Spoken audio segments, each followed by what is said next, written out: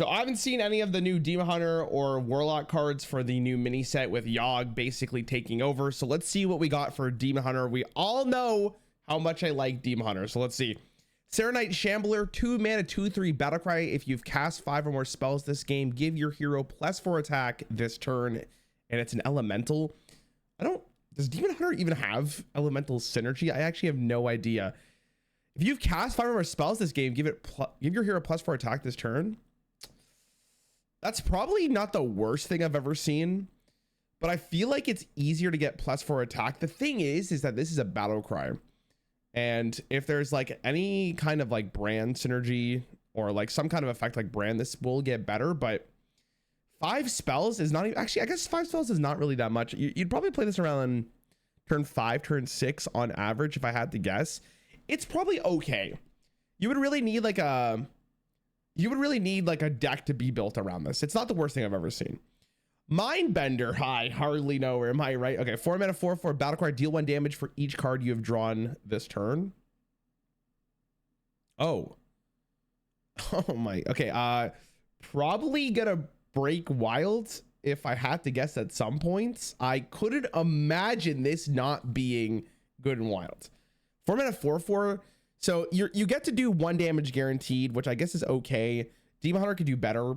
This is a very scary tax, man, because if there's ever a good enough draw, like you just pop off.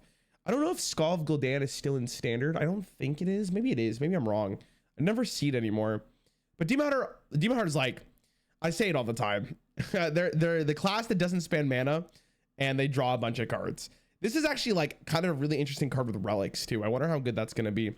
On its own, though, it's not great. You would have to maybe find a deck that's like very picante for it.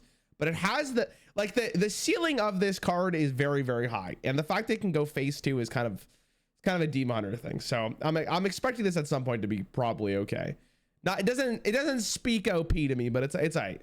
Sigil of Time, 3 mana fell spell. At the start of your next turn, draw 3 additional cards. Okay, so this is actually a really interesting card. Man, you pay 3 mana to get 3 cards. Is that good? On average, that's good. It's delayed card draw. If you top deck this later in the game, you're going to be a little sad. But for the most part, man, it's not the worst thing. If obviously if the meta is very aggro, you're never going to play this card. You could just do better. I guess this card's like maybe your 29th or 30th card. I obviously see the synergy with Sigil of Time and Mindbender, but I'm sure there's better card draw. Like relics are arguably just better than this. I don't think in the early game you really need to commit this much to it. Maybe I'm wrong.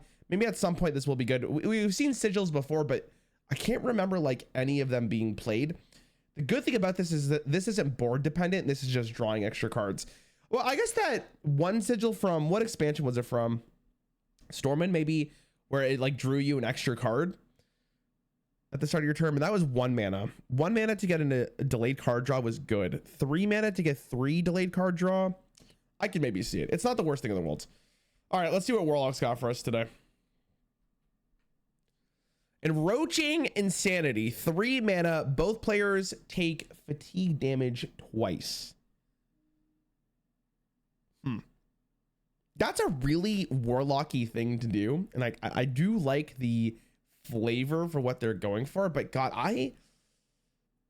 what is this? This is good for, I guess, if your opponent is going into fatigue. Like if there's some kind of mill package for Warlock, which there really isn't though. 3 mana to basically deal 3 damage. I'm assuming the way this works is like you draw your fatigue cards like you normally would if you just milled your deck. So you take 1 and then 2. I mean, if Warlock gets a mill package in the next year and a half, basically, sure. But I think this is like whatever. This is a really weird card. Why would I ever want to do this?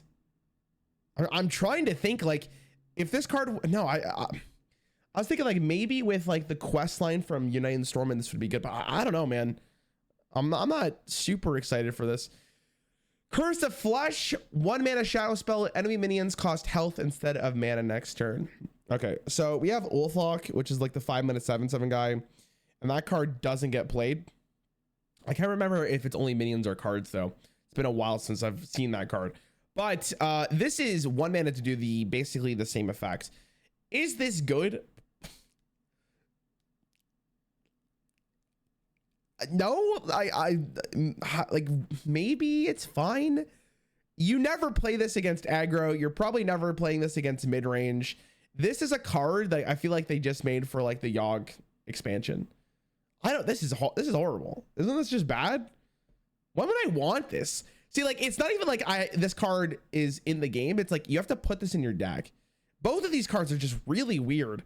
It's like to maybe limit like Warlock's Discover pool, because both of these are so, like, this might give you lethal, right? This one's just very, maybe the right deck. I don't know. I think I'm coping a little bit trying to figure out why this is good. Tentacle Tender, 3 mana 2/5. At the end of your turn, get a 1/1 Chaotic Tendril. I think the Chaotic Tendril is the 1 mana. Hold on. All right, we have it here. We have it here. Hold on. We have it here. Everyone just hold your horses. Yeah. Okay, so this is a 1 mana 1/1 Battlecry. Cast a random 1-cost spell. Improve your future Chaotic Tendrils. So at the end of your turn, you get 1. So if you haven't played one yet, you basically get a 1/1 that casts a random 1-cost spell. You don't really care. And if the card, I guess if the card lives for like 3 turns, I guess you're happy. But like, why would I want this? Again, this is a very, this one's like the least offensive though, because this one you're probably putting into your deck because you want to meme around, right? 3 mana 2/5 is not a horrible stat line, and I can get down with the sickness on this. Like listen, I don't think like competitively this card's gonna be good, but for like having fun and memeing around, I could definitely see this card getting played, and I will be playing it because I just think it's gonna be fun. The thing about this card is you could put this in your deck, and then this is the way to generate it. And I guess Warlock has the easiest time playing these cards because they can tap into it, maybe. But again, it's like, how on average, how good is this? I think Warlock got for fun this expansion. I'm gonna be honest. None of these cards fit into any archetypes, and I'm a little confused. Okay, let's see Hunter real fast again. Even though I saw him yesterday. 4 mana 3/3 Twisted Frostwing Rush. Death Rattle, summon a Chimera. It's Chimera with stats equal to this minion's attack, and it's a beast. Probably okay. Yeah, even now that I have some time to think about it, I'm not like dying. The great thing about this is like, this is a 4 mana 6/6 with the first half of it being Rush, and if you end up buffing it, it can be good. This actually has synergy with Hunter currently, so that's great. Beastal Madness, 2 mana, give +1 attack to all minions in your hand, deck, and battlefield. I think this card's actually pretty decent. It's a very spooky card, and it fits nicely into like the late game Hunter strategy that's been around for a little bit.